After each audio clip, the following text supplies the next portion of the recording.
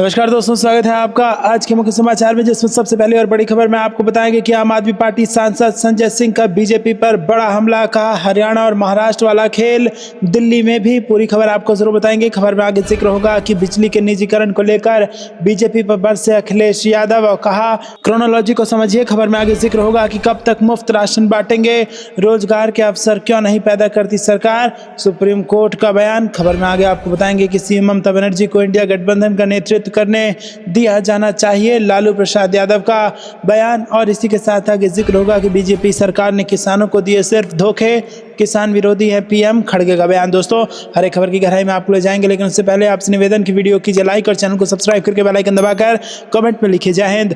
रुक करते हैं सबसे पहली और बड़ी खबर की तरफ। आम आदमी पार्टी सांसद संजय सिंह का बीजेपी पर बड़ा हमला, कहा हरियाणा और महाराष्ट्र वाला खेल दिल्ली में भी। जी हां दोस्तों, आम आदमी पार्टी ने दिल्ली की वोटर लिस्ट में हेरफेर का आरोप लगाकर एक बार फिर भारतीय जनता पार्टी पर बड़ा हमला बोला है। आम आदमी पार्टी के सांसद राज्यसभा सांसद संजय सिंह का आरोप है कि बीजेपी दिल्ली में इलेक्शन कमीशन का इस्तेमाल करके चुनावी प्रक्रिया को प्रभावित करने की कोशिश कर रही है। आम आदमी पार्टी नेता संजय सिंह ने आरोप लगाया है कि दिल्ली में भी बीजेपी हरियाणा और महाराष्ट्र की तरह चुनावी घोटाले की साजिश रच रही है।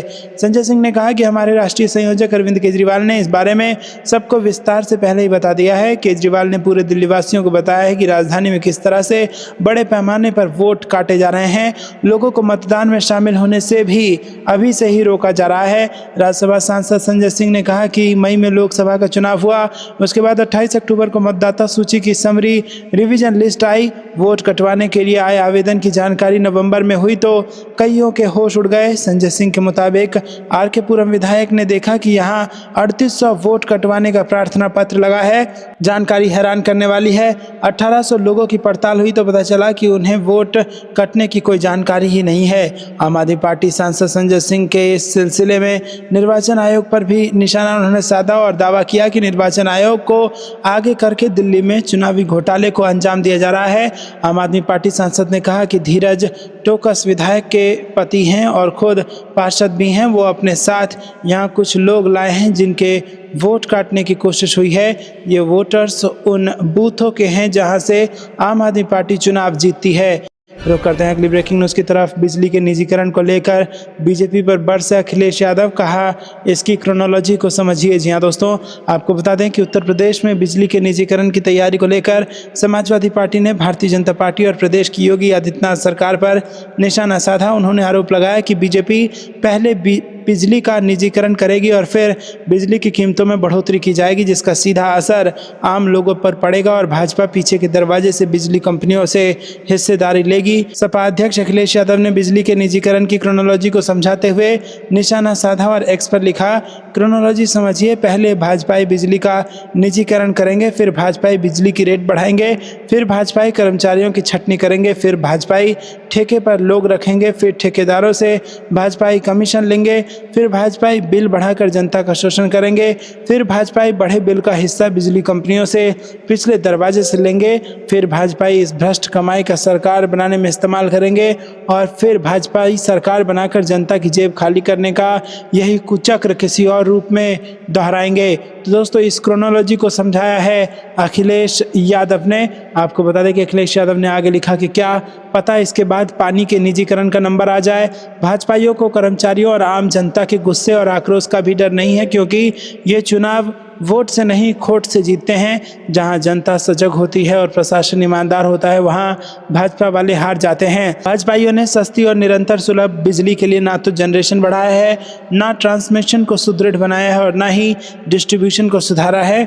इसकी जगह भाजपाइयों ने बिजली जैसी जनता की बुनियादी ज़रूरत को पैसे जनरेशन की मशीन मान लिया है। पैसों का ट्रांसमिशन इधर से उधर किया और पैसों का आपस में मिल बांट कर डिस्ट्रीब्यूशन कर लिया। बिजली कर्मी कहे आज का नहीं चाहिए भाजपा। इसी के साथ आपको बता दें कि यूपी में दक्षिणांचल और पूर्वांचल विद्युत वितरण निगम को पीपीपी मॉडल पर चलाने के प्रस्ताव हैं, जिसे लेकर बिजली कर्मचारियों में काफ़ी आक्रोश देखने को मिल रहा है। कर्मचारी लगातार बिजली के निजीकरण का विरोध कर रहे हैं। दोस्तों, आपको क्या कुछ लगता है कमेंट में बताइए। वीडियो को लाइक नहीं किया तो लाइक जरूर कीजिएगा। रुक करते हैं अगली ब्रेकिंग न्यूज़ की तरफ। कब तक मुफ्त राशन बांटोगे, रोजगार के अवसर क्यों नहीं पैदा करती सरकार, सुप्रीम कोर्ट का ऐलान। जी हाँ दोस्तों, आपको बता दें कि यहाँ पर गरीबों को मुफ्त राशन देने की योजना को लेकर सुप्रीम कोर्ट ने केंद्र सरकार से सवाल पूछे हैं। सर्वोच्च न्यायालय ने कहा है कि सरकार रोजगार के अवसर क्यों नहीं पैदा करती, कब तक लोगों को मुफ्त राशन दिया जाएगा। केंद्र ने 9 सितंबर को शीर्ष अदालत को बताया कि राष्ट्रीय खाद्य सुरक्षा अधिनियम 2013 के तहत 81 करोड़ लोगों को मुफ्त या रियायती राशन दिया जा रहा है। बेंच ने केंद्र की ओर से पेश सॉलिसिटर जनरल तुषार मेहता और अतिरिक्त सॉलिसिटर जनरल ऐश्वर्या भाटी से कहा कि इसका मतलब है कि केवल करदाता ही इससे बाहर है। दरअसल जस्टिस सूर्यकांत और जस्टिस मनमोहन की बेंच ई श्रम पोर्टल के तहत पात्र पाए गए प्रवासी श्रमिकों और अकुशल मजदूरों को मुफ्त राशन कार्ड दिए जाने से संबंधित मामलों पर सुनवाई कर रही थी। ये पूरा मामला राशन कार्ड से जुड़ा है। एक एनजीओ की ओर से पेश हुए वकील प्रशांत भूषण की मांग है कि ई श्रम पोर्टल पर रजिस्टर्ड सभी प्रवासी श्रमिकों को मुफ्त राशन प्रदान करने के लिए निर्देश जारी किए जाएं। वहीं 26 नवंबर को केंद्र सरकार ने मामले पर जवाब दाखिल करते हुए कहा कि उनका दायित्व केवल राष्ट्रीय खाद्य सुरक्षा अधिनियम 2013 की अनिवार्य व्यवस्था के तहत राशन कार्ड प्रदान करना है, इसीलिए वो कानून में प्रदान की गई ऊपरी सीमा का उल्लंघन करते हुए राशन कार्ड प्रदान नहीं कर सकते। रुक करते हैं अगली ब्रेकिंग न्यूज़ की तरफ। सीएम ममता बनर्जी को इंडिया गठबंधन का नेतृत्व करने देना चाहिए, लालू प्रसाद यादव का बयान। जी हाँ दोस्तों, आपको बता दें कि पश्चिम बंगाल की मुख्यमंत्री ममता बनर्जी के इस बयान पर कि वो इंडिया गठबंधन का नेतृत्व करने के लिए तैयार हैं, राष्ट्रीय जनता दल के प्रमुख लालू प्रसाद ने तृणमूल कांग्रेस की सुप्रीमो का समर्थन करते हुए मंगलवार को कहा कि उन्हें भाजपा विरोधी इस गठबंधन का नेतृत्व करने दिया जाना चाहिए। लालू ने यहाँ पत्रकारों से कहा कि ममता बनर्जी को इंडिया गठबंधन का नेतृत्व करने दिया जाना चाहिए। जब पत्रकारों ने ममता के दावों पर कांग्रेस की आपत्ति के बारे में पूछा तो लालू यादव ने कहा, कांग्रेस के विरोध से कोई फर्क नहीं पड़ेगा, उन्हें इंडिया गठबंधन का नेतृत्व करने दिया जाना चाहिए। इससे पहले ममता बनर्जी के बयान पर टिप्पणी करते हुए लालू के पुत्र और वरिष्ठ राजद नेता तेजस्वी यादव ने कहा था कि उन्हें ममता समेत इंडिया गठबंधन के किसी भी वरिष्ठ नेता द्वारा इस गठबंधन का नेतृत्व करने पर कोई आपत्ति नहीं है, लेकिन ऐसा कोई निर्णय आम सहमति से लिया जाना चाहिए। हाल ही में एक टीवी चैनल से बातचीत करते हुए बनर्जी ने गठबंधन के नेतृत्व और समन्वय को लेकर निराशा व्यक्त करते हुए कहा था कि अगर मौका मिला तो मैं इसका सुचारू रूप से संचालन को सुनिश्चित करूंगी। मैं पश्चिम बंगाल से बाहर नहीं जाना चाहती, लेकिन मैं इसे यहीं से संचालित कर सकती हूं। बिहार के मुख्यमंत्री नीतीश कुमार की 15 दिसंबर से प्रस्तावित राज्यव्यापी महिला संवाद यात्रा के बारे में पूछे जाने पर राजद सुप्रीमो ने विवादित बयान देते हुए कहा कि अच्छा है, जा रहे हैं तो आंख सेकने जा रहे हैं। रुक करते हैं अगली ब्रेकिंग न्यूज़ की तरफ।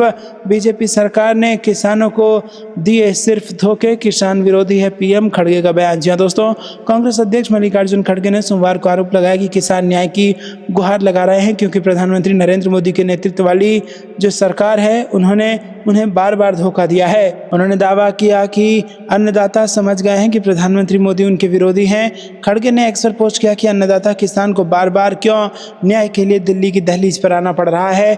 नरेंद्र मोदी जी, आज जब आप हरियाणा और राजस्थान के दौरे पर होंगे तो उम्मीद है कि अन्नदाता किसान की जद्दोजहद समझने की कोशिश जरूर करेंगे। उन्होंने दावा किया कि किसान न्याय की गुहार इसलिए लगा रहे हैं क्योंकि बार बार आपकी सरकार ने उन्हें धोखा दिया है। रुक करते हैं अगली ब्रेकिंग न्यूज़ की तरफ। 70 लाख महिलाओं से जुड़ा मामला, पूर्व मुख्यमंत्री ने बीजेपी सरकार और सीएम पर लगाया गंभीर आरोप। जी हाँ दोस्तों, पूर्व मुख्यमंत्री ने भाजपा सरकार और मुख्यमंत्री पर गंभीर आरोप लगाया है। ओडिशा के पूर्व मुख्यमंत्री और बीजू जनता दल के अध्यक्ष नवीन पटनायक ने राज्य में मिशन शक्ति विभाग के तहत काम कर रहे सहायक कर्मियों के वेतन न मिलने पर उड़ीसा सरकार की कड़ी आलोचना कर दी है। उन्होंने कहा है कि बीजेपी की नेतृत्व वाली राज्य सरकार मिशन शक्ति की महिलाओं का वेतन रोकने की साजिश कर रही है। मैं इसकी कड़ी निंदा करता हूं। आप सभी जानते हैं कि मिशन शक्ति में 70 लाख से अधिक महिलाएं जुड़ी हुई हैं और ये बहुत ही दुर्भाग्यपूर्ण है। बीजू जनता दल ने हमेशा मिशन शक्ति की महिलाओं का समर्थन किया है। रुक करते हैं ब्रेकिंग न्यूज़ तरफ। उपराष्ट्रपति जगदीप धनखड़ को हटाने के लिए विपक्ष ने लाया अविश्वास प्रस्ताव, जिसमें टीएमसी भी साथ। जी हां दोस्तों, उपराष्ट्रपति जगदीप धनखड़ के खिलाफ अविश्वास प्रस्ताव विपक्ष ने पेश किया है। कांग्रेस के सीनियर नेता जयराम रमेश ने इसकी जानकारी दी है। उन्होंने कहा कि विपक्ष के सांसदों के हस्ताक्षर वाले इस प्रस्ताव को राज्यसभा के जनरल सेक्रेटरी को सौंप दिया गया है। इस प्रस्ताव को ममता बनर्जी की टीएमसी का भी समर्थन मिल गया है। जयराम रमेश ने कहा कि यह कठिन फैसला है, लेकिन मजबूरी में हमें ऐसा करना पड़ रहा है। उन्होंने कहा कि विपक्ष के सांसदों को तो सदन में बोलने का भी मौका नहीं दिया जाता, उनका माइक तक बंद कर दिया जाता है। ये पक्षपात की स्थिति है और इसीलिए हमें हमें अविश्वास प्रस्ताव लाना पड़ा है। जयराम रमेश ने लिखा कि विपक्षी इंडिया गठबंधन से जुड़े सभी दलों के पास राज्यसभा के चेयरमैन के खिलाफ अविश्वास प्रस्ताव लाने के अलावा कोई विकल्प नहीं बचा था। वो राज्यसभा की कार्रवाई का संचालन पक्षपात के साथ कर रहे थे। इंडिया अलायंस के दलों के लिए ये एक कठिन फैसला है, लेकिन संसदीय लोकतंत्र के हित में है, इसलिए हमें ऐसा कदम उठाना पड़ा है। अविश्वास प्रस्ताव को हमने राज्यसभा की जनरल सेक्रेटरी को सौंप दिया है। हालांकि सूत्रों का कहना है कि इस प्रस्ताव में विपक्षी दलों के किसी भी नेता सदन के हस्ताक्षर नहीं है। यहाँ तक कि सोनिया गांधी के साइन भी इस प्रस्ताव में नहीं है।